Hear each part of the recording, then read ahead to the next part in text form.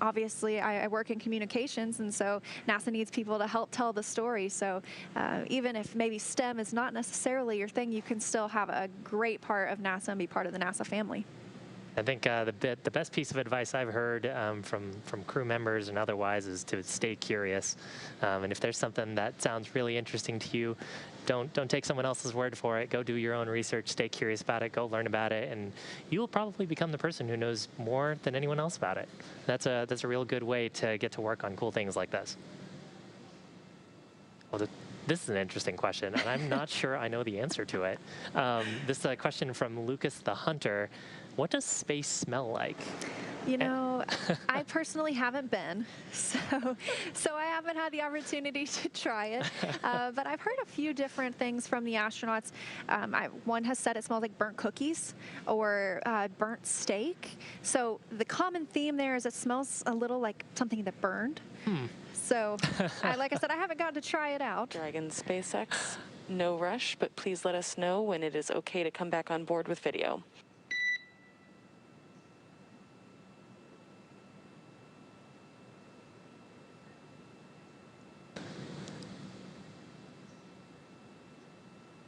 So the core there, just relaying to the crew. We have cameras, of course, aboard Dragon that we've been looking at earlier.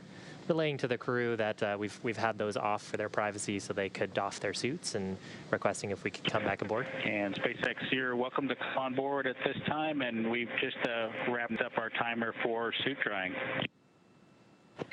Copy all. Thank you so much.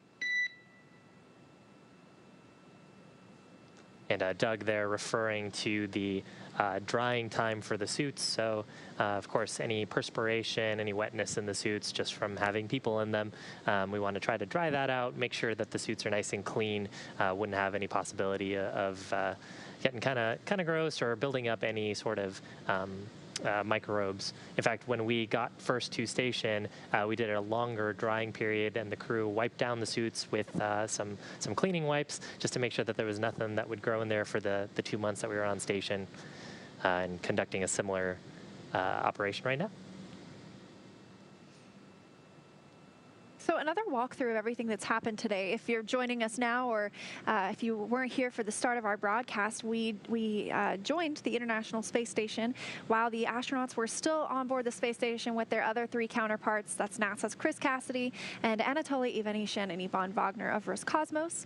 And then we saw the crew board the Crew Dragon, say, farewell, and don their suits or put their suits on and close that hatch of Crew Dragon, followed up shortly by NASA astronaut Chris Cassidy closing the hatch on the space station side, known as the APAS hatch. We then stepped into the vestibule depressurization. That's the space in between the hatches that was exposed to vacuum whenever Crew Dragon departed. And we saw an on-time departure. Separation occurring at 4:35 p.m. Pacific time. That's 11:30 p.m. GMT, or the time used aboard the International Space Station. We had those two short bursts using the thrusters on Dragon and the umbilical detaching, those hooks releasing, the 12 hooks releasing Dragon from its home for the past couple of months. So after that, we saw the first three departure burns of Crew Dragon, those first two bringing it up and over the International Space Station. The astronauts were then able to take off their spacesuits after that burn was completed, and then we just saw departure burn 2, which has lowered Dragon's perigee and brought it down below the International Space Station at all times. So next up for us will be departure burn 3. We're looking for that at 6:14 p.m. Pacific, 1:14 a.m. GMT. Been a pretty busy day for Bob and Doug aboard Dragon. They managed to. There's actually a view of inside the cabin. So Bob and Doug out of their spacesuits. You can actually see one of their spacesuits. It's that sort of white and gray item on the left-hand side of the screen, and then it looks like that might be Bob on the right-hand side of the screen. And we're looking at a view. You can kind of see the cargo, so the seats in front of them. Looks like they've got a spacesuit in the way of this camera. But beneath the seats, they've got some storage room where we've got about 150 kilograms of cargo. A lot of that, more than half of that actually, is scientific experiments and samples coming from the research program aboard the International Space Station, which is, of course, a national laboratory. You actually had a number earlier. I think Bob and Doug combined had done 114 hours, approximately 114 hours of science in the lab while they were on the International Space Station. And of course, that doesn't count towards the upgrades that were completed outside with those battery changes that enable us to keep going further. But yes, it of course tripled the amount of time we were able to do because that's the U.S. lab. And Chris Cassidy was, prior to the arrival of Crew Dragon, doing all this work on his own.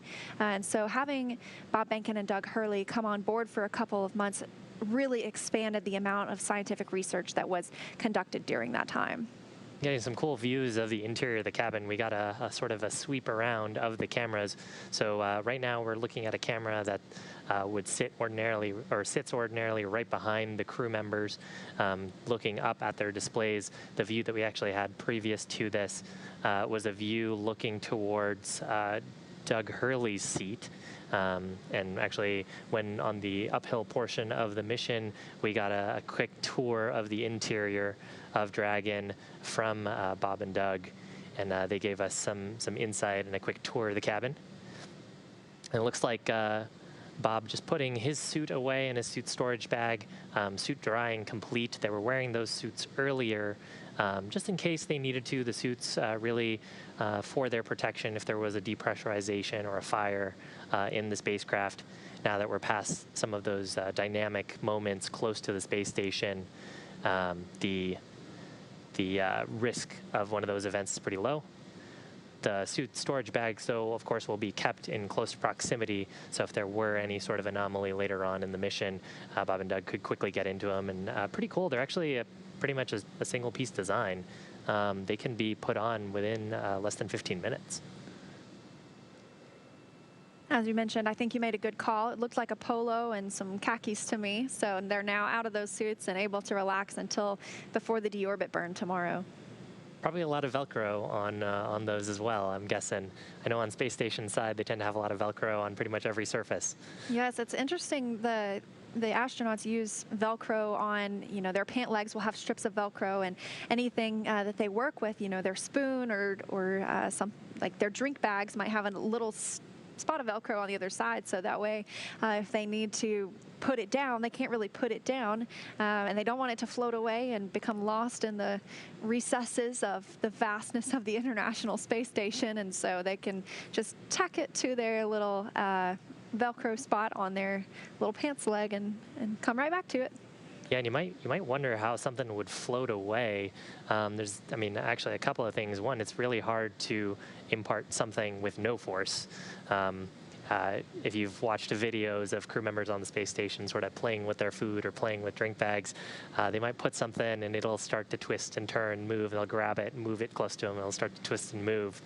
And the other, there's actually a life support reason for doing that as well. As the crew members are exhaling carbon dioxide, unless you have really good circulation in the life support system from all the fans and scrubbers on board your spacecraft, that carbon dioxide will tend to sit and bubble and create pockets of unbreathable air. So the life support system is also providing a lot of positive pressure and moving gases around the cabin just to make sure that we are circulating and revitalizing that air, running it through our scrubbers, and of course regular injections of oxygen so it's nice and breathable. Really cool views inside Crew Dragon. And it has now been over an hour since they left the International Space Station. So much has happened in that time with obviously the on-dock burns, the departure burns, and exiting the keep-out sphere, approach ellipsoid, the termination of joint activities between Houston and Hawthorne, and now the crew settling in for the rest of the ride until tomorrow. Yeah, you can kind of see what we're talking about here. Is the suit helmet sort of as Doug is putting away his suit, kind of floating a little bit. Nice, cool view into that clear visor. That visor actually creates a sealing surface as well. So those suits will keep pressure in them in the event of a depressurization.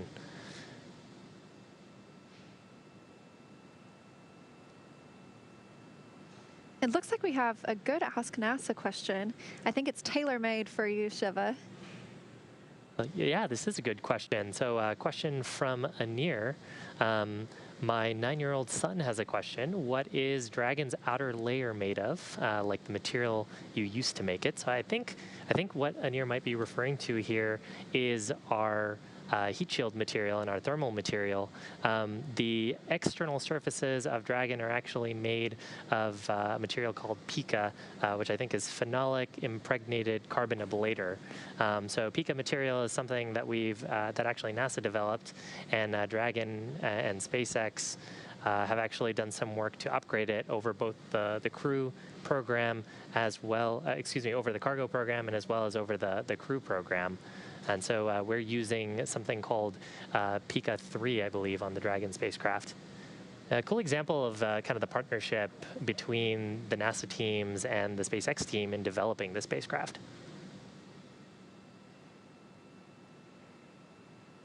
It looks like the windows outside, or to the outside of Crew Dragon, are a little bit dark now, and that is the case because the International Space Station is now in an orbital nighttime, or I should say Crew Dragon Endeavour, flying over the Atlantic Ocean, about 261 statute miles above us all. As I mentioned earlier, the space station orbits the Earth sees 16 sunrises and sunsets a day. So currently constantly moving at 17,500 miles an hour. And Crew Dragon is about on that same trajectory at this moment. Yeah, again, this next upcoming burn, which is scheduled for about, let's see, 28 minutes from now. This next upcoming burn will put us into a co-elliptical orbit with the station. So all that means is the station is on a slightly elliptical orbit, mostly a circle, but not quite. And Dragon will be on a very similar ellipse to the space station, but just with its highest point of orbit about 10 kilometers below the space station.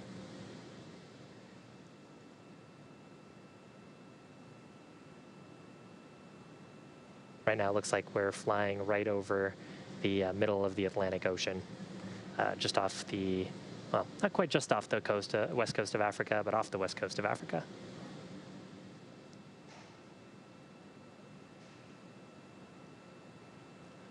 One fact I love about the International Space Station, perhaps not, maybe not Crew Dragon Endeavour as we discussed. You might be able to see that with the telescope, but for the International Space Station, you can see that with the naked eye. You don't need a telescope.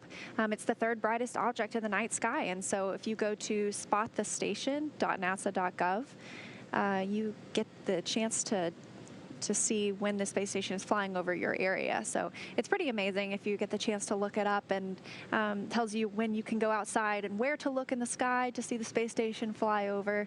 Every time I get the opportunity, I love to go and try and see it, and I wave at whoever is on board the International Space Station. It's funny for me to think that they're only about 250 miles above us. Of course, they're in outer space, but 250 miles is not that far when you think about it on Earth. So that's a pretty short road trip, honestly. Exactly. But pretty hard to get there. Need a lot of thrust and power to get through that, and that's why we need something like Falcon 9 to be able to get us into orbit. And of course, once you're in orbit, that's not the end of the story. The Dragon spacecraft as well, in this case, had to provide quite a bit of thrust to then rendezvous with the International Space Station.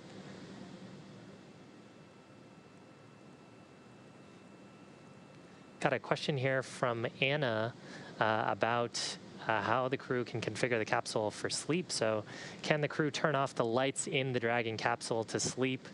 And they can, actually. As part of their sleep configuration processes, the crew can control the cabin lighting. They actually have some covers as well that they'll put on those windows. So there's 2 windows on either side of the side hatch. And of course, there's a window that looks through the forward hatch. And crew will put some covers on those just so they don't get woken up by the orbital sunrise. Right now, I believe, as you mentioned, we're currently in orbital nighttime, so a little bit dark in the cabin without those lights. It would really mess with your circadian rhythm if every 45 minutes you were getting a bright flash of light for 45 minutes. And kind of another fun thing, too, is the crew do have a white noise generator on board, so they can also turn that on if they want to try to mask some of the sound of space and get a little bit more rest. Seemed like they enjoyed their sleep period. It sounds like I would sleep pretty good on Crew Dragon Endeavour, honestly. To have a white noise generator, that's a nice perk.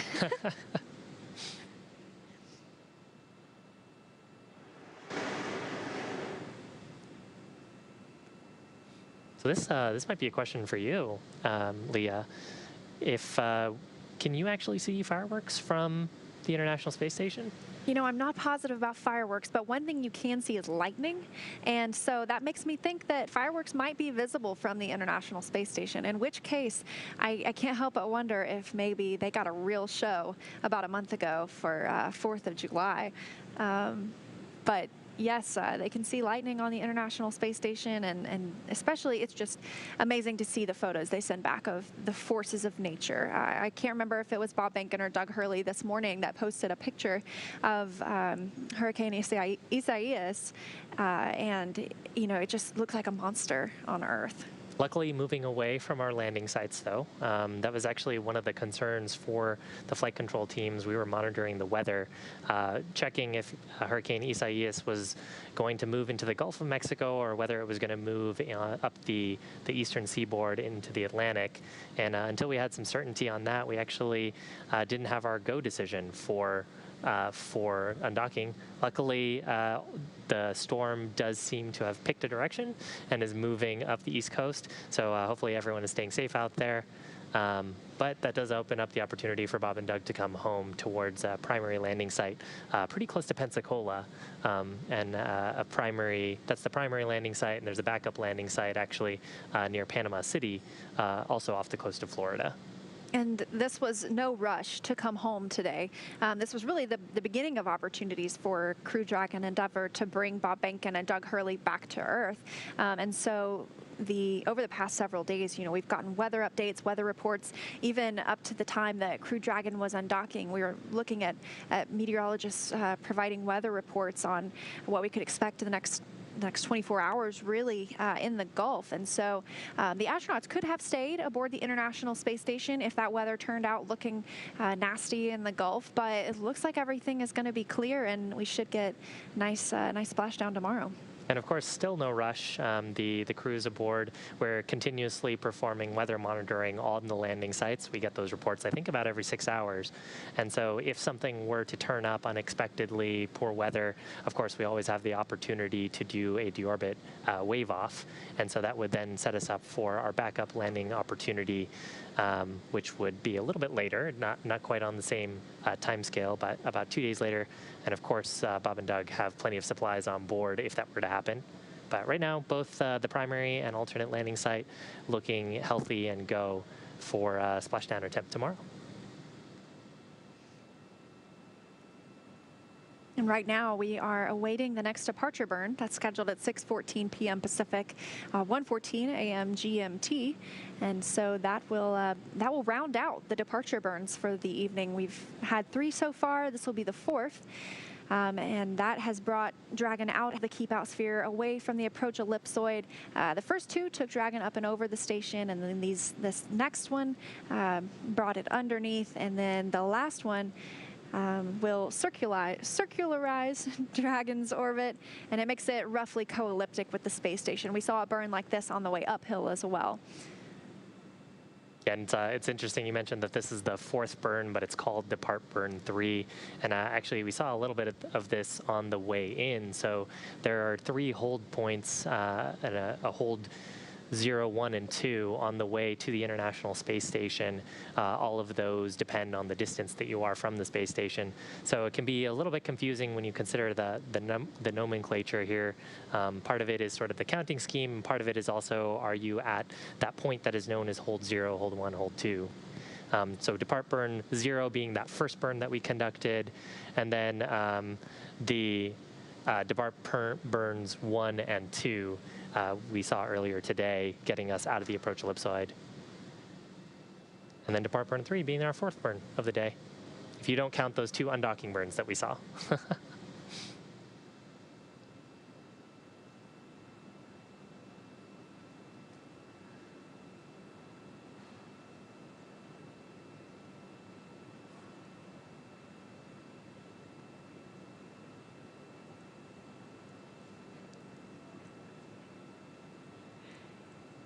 And we've got another Ask NASA question. Don't forget to submit yours on Twitter with the hashtag AskNASA. This one from blank and 195 others. So they want to know how many times a day the International Space Station flies around Earth. It is a very, very fast orbit. They see 16 sunrises and sunsets